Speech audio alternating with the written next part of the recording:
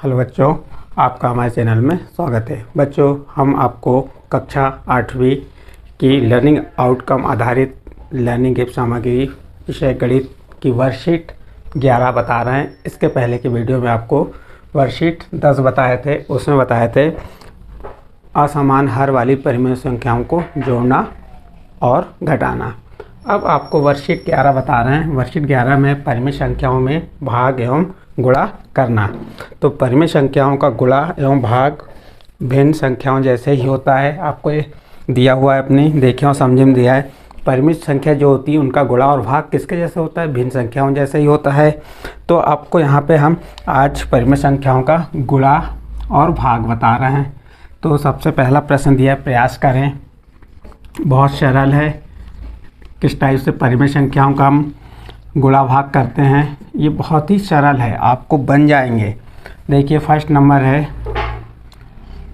9/7 गुणित ऋण 7/4 बराबर, यहाँ पे दिया है।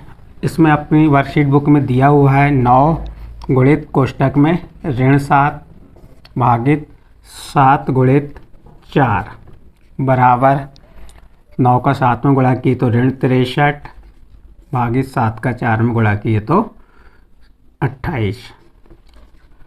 ये आपका यहाँ पे दिया हुआ है। देखिए, ये परिमेय संख्याओं में भाग एवं गुणा कैसे करते हैं, ये आप बहुत ही सरल है, कुछ नहीं करना है। हमको अंश का अंश में गुणा और हर का हर में गुणा कर देना है। चिन्हों का ध्यान रखना है। धन का ऋण में गुणा करेंगे तो क्या होगा, ऋण का धन में गुणा करेंगे तो क्या होगा। तो आपको इस वर्कशीट के माध्यम से हम भिन्नों का गुणा और भाग सिखाएंगे और बहुत ही आसान है। आप इस वीडियो में आखिर तक बने रहिए तो आपको गुणा भाग करना बहुत आसानी से बन जाएगा। अब देखिए, ये आपका फर्स्ट था, आपकी बुक में क्वेश्चन दिया है 9, ये अंश से ऊपर वाले तो दोनों के अंशों का गुणा किए 9 गुणित ऋण 7, 9 का ऋण 7 में गुणा किए ऋण 63 हो गया, 7 का 4 में गुणा किए 7 चौके 28 हो गया। अब इसी का सेकंड सवाल देखिए। सेकंड सवाल क्या दिया है, 3/11 गुणित 14/5 ये बराबर, हमको अंश का अंश में गुणा किए 3 का 14 में 3 गुणित 14 और हर का हर में 11 गुणित 5 11 गुणित 5 तो बराबर, तो 3 का 14 में गुणा कीजिए तो 14 का 3 बार पहाड़ा पढ़िए, 3 14 दूनी 28, 14 तिया 42 और 11 का 5 में गुणा किए 11 पाना 55। तो ये हो गया आपका, क्या हो गया, दो भिन्नों का या दो परिमेय संख्याओं का गुणा। 9/7 एक परिमेय संख्या है, ऋण 7/4 एक परिमेय संख्या है, इसका गुणा हो गया। 3/11 एक परिमेय संख्या है, 14/5 एक परिमेय संख्या है, तो इनका गुणा। तो अंश का अंश में और हर का हर में गुणा कीजिए तो आपको इस प्रकार से गुणा करना बन जाएगा। अब इसके बाद नेक्स्ट है तीसरा नंबर। देखिए, तीसरा नंबर दिया है ऋण 22/11 गुणित ऋण 21/11। अब इनका भी हमको गुणा करना है। तो गुणा करते समय यही ध्यान रखना है कि किसका, ऋण 22 का गुणा किससे होगा, ऋण 21 से। तो इनको काय में लिख दिए कोष्टक में, ऋण 22 और ऋण 21 को, और 11 का 11 में 11 गुणित 11। अब गुणा कर दीजिए। अब हमें 21 का पहाड़ा 22 का पहाड़ा नहीं आता तो हम गुणा कर लेते हैं इधर अलग, 22 गुणित 21। तो यहाँ गुणा करना भी सीखेंगे हम। 1 का 2 में गुणा किए 2, फिर 1 का 2 में गुणा किए 2। अब इकाई का गुणा किए, अब किसका गुणा करेंगे, दहाई का। जब हम दहाई का गुणा करेंगे तो इकाई के नीचे शून्य लिख देंगे। दहाई का गुणा किए 2 दूनी 4 तो दहाई के नीचे आएगा, और 2 का 2 में गुणा किए तो 4। तो इस प्रकार से इन दोनों क्या कर देंगे, जोड़ देंगे। 2 में शून्य जोड़े तो 2, 2 में 4 जोड़े 6 और 4, तो कितना आ गया ये। अब यहाँ पे चिन्ह भी है, तो ऋण का ऋण में गुणा हुआ तो धन 462, क्या हो जाएगा, धन 462 और 11 11 121। ये ऋण कायम बदल गया, धन में कैसे बदला, ऋण का ऋण में गुणा हुआ तो क्या हो गया, धन हो गया। तो इस प्रकार से ये हमने दो परिमेय संख्याओं गुणा कर दिए। अब इसके बाद इसी का चौथा सवाल देखिए। चौथा सवाल क्या है, ऋण 4/5 गुणित 5/12। अब ऋण 4 का 5 में गुणा किए तो कितना होगा, ऋण 4 गुणित 5 और 5 गुणित 12। अब ऋण का धन में गुणा किए तो क्या हो गया, ऋण हो गया, और 4 का 5 में 4 पंचे 20। इसके बाद 5 का 12 में 12 पंचे 60। या इसके आगे भी हल करना तो आप कर सकते हैं। तो इस प्रकार से ये गुणा हो गए आपके। इसके बाद पांचवा एक और क्वेश्चन दिया हुआ है, 1/10 गुणित 8/3। अब 1 का 8 में गुणा किए, 1 गुणित 8, और 10 का गुणा किस में किए, ऋण 3 में। अब 1 का 8 में गुणा किए तो 8, और धन का ऋण में गुणा किए तो ऋण, और 10 का 3 में गुणा किए तो 30, 10 तिया 30। तो ये 8/30। इस प्रकार ये दो परिमेय संख्याओं का हम गुणा करना सीखे। अब इसके बाद कुछ सवाल आपके भाग से संबंधित हैं, इसके जो आपको हम बता रहे हैं। इसके बाद अगला क्वेश्चन जो आएगा, देखिए अब नेक्स्ट इसी का क्वेश्चन नंबर 6 बना हुआ है।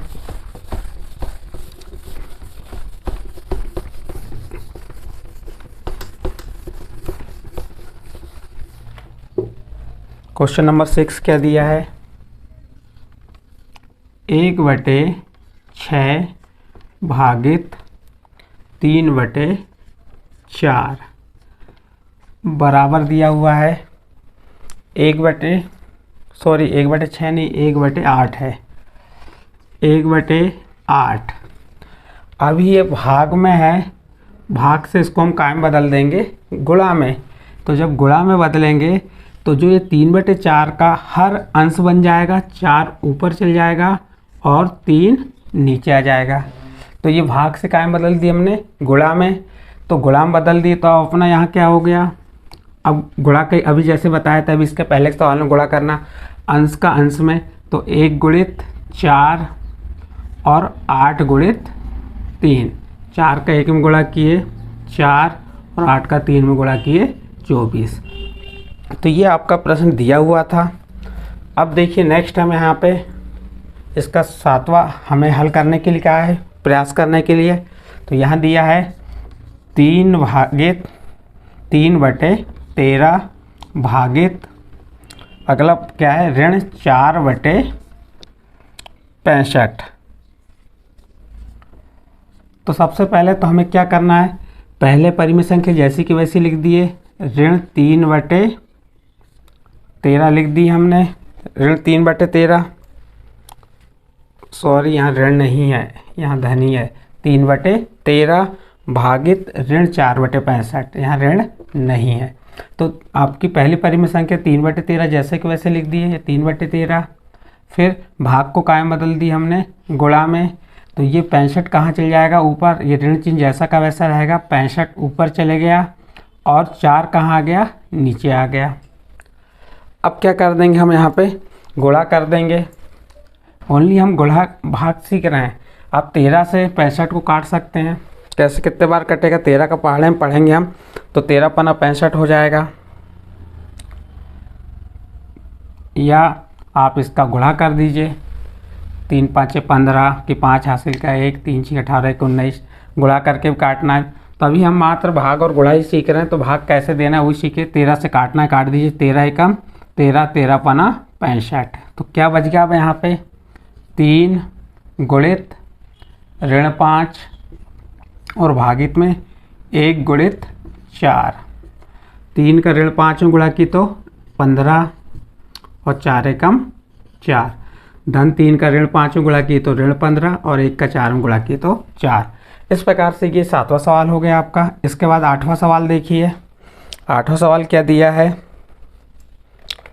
ऋण 3/5 भागित 2 बटे कुछ नहीं है, तो यहाँ पे 1 छुपा रहता है, बराबर ये ऋण 3/5 आपने जैसा का वैसा लिख दिए, भाग से गुणा में बदले, तो इसके भाग में कुछ नहीं तो क्या है 1, तो क्या हो जाएगा 1/2।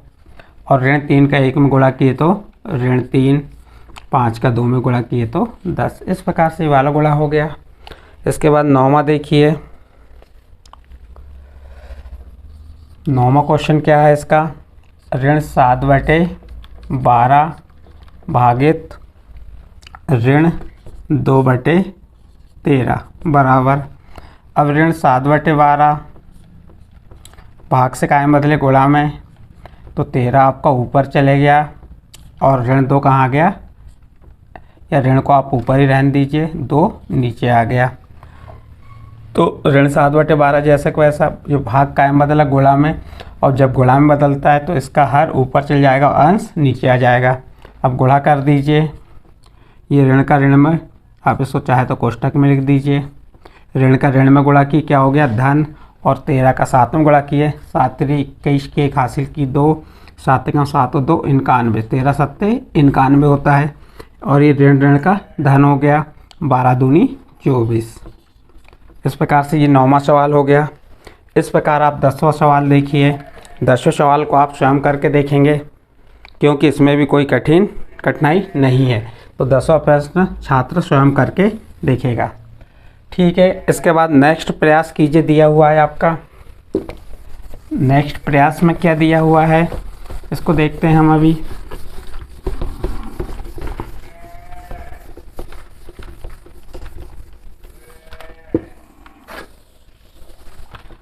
अब प्रयास दिया है, अगला आपका दिया है,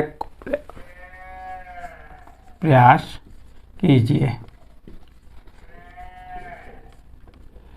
इसका फर्स्ट देखिए, एक आयताकार पार्क की लंबाई, एक आयताकार पार्क की लंबाई 183/3 मीटर एवं चौड़ाई 50/3 मीटर, 50/3 मीटर है। पार्क का क्षेत्रफल ज्ञात कीजिए। प्रश्न क्या कह रहा है, एक आयताकार पार्क की लंबाई 183/3, सॉरी 3 नहीं, यहाँ पे कितना है 5, 183/5 मीटर एवं चौड़ाई 50/3 मीटर है। पार्क का क्षेत्रफल ज्ञात कीजिए। तो हमें क्या ज्ञात करने को है, इसमें पार्क का क्षेत्रफल ज्ञात करने को है। तो हम हल लिखेंगे, आयताकार पार्क की लंबाई कितनी है, आयताकार पार्क की लंबाई कितनी दी हुई है, लंबाई दी है 183/5 मीटर, और चौड़ाई कितनी दी है, इसकी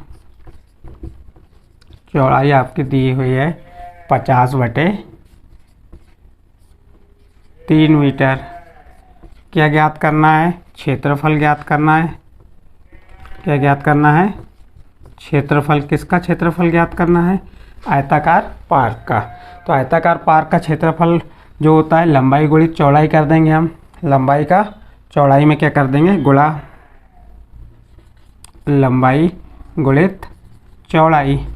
तो लंबाई कितनी हमारी 183/5 और चौड़ाई कितनी है 50/3। अब इनका हम क्या कर देंगे, गुणा कर देंगे, और तो हमें क्या मालूम हो जाएगा, क्षेत्रफल। अब जो कटता है उसे काट दीजिए, 5 एकम 5, 5 एकम 5, 5 शून्यम 0, फिर 3 एकम 3, 3 छिंग 18, 3 एकम 3। तो कितने बार कट गया ये 61 गुणित 3 से 183 61 बार कट गया, और 5 से 50 10 बार कट गया। तो क्या बच गया अपना 61 और 10 बचा, तो 61 गुणित 10, और 61 का 10 में गुणा कर दीजिए। तो 61 में 10 का गुणा करेंगे तो कितना आ जाएगा, 610 वर्ग मीटर। तो ये क्या मालूम हो गई हमको, आयताकार पार्क का क्षेत्रफल मालूम हो गया कितना, 610 वर्ग मीटर। तो इस प्रकार से आपके प्रश्न जो हैं आपको पेपरों में अधिकतर या कंपटीशन एग्ज़ाम में पूछ सकता है। नेक्स्ट देखिए इसके बाद एक और सेकंड नंबर का क्वेश्चन दिया हुआ है आपका, क्या दिया है देख लीजिए।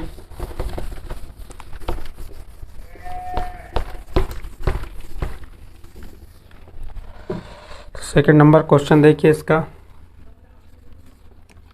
एक हवाई जहाज़ तो सभी ने देखें जो हवा में उड़ता है। हवाई जहाज़ एक घंटे में 1020 किलोमीटर 1020 किलोमीटर की दूरी तय करता है,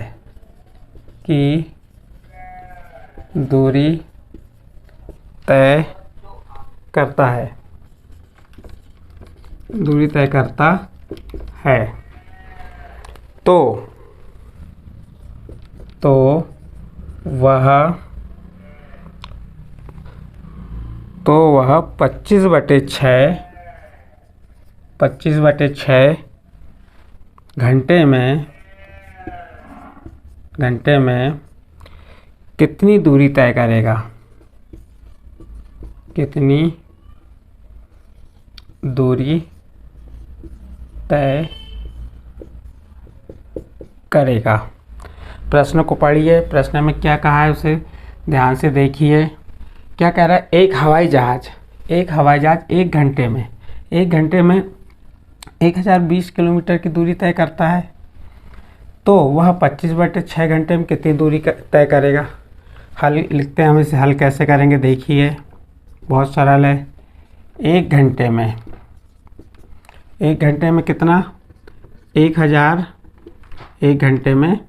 1020 किलोमीटर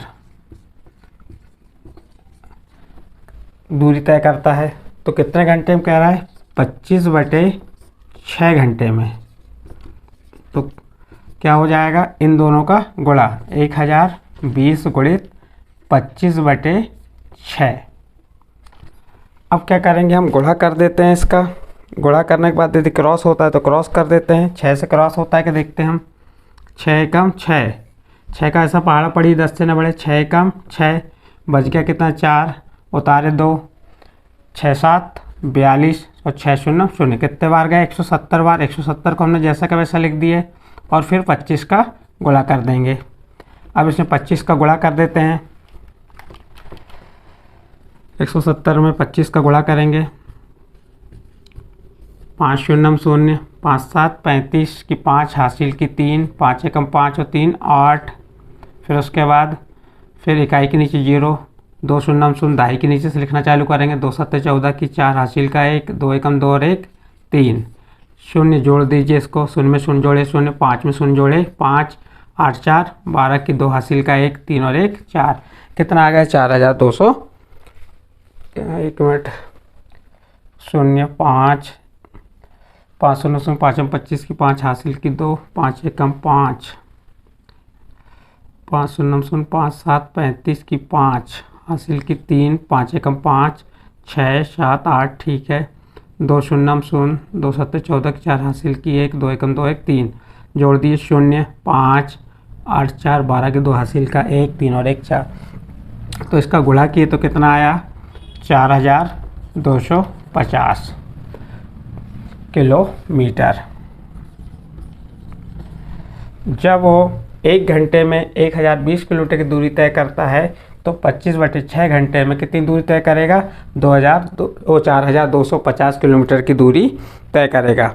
इस प्रकार से ये आपका प्रश्न नंबर 2 हुआ। प्रश्न नंबर 3 क्या कह रहा है देखिए, यदि एक 143/2 मीटर लंबे तार को 26 टुकड़ों में काटा जाएगा तो हर टुकड़े की लंबाई क्या होगी।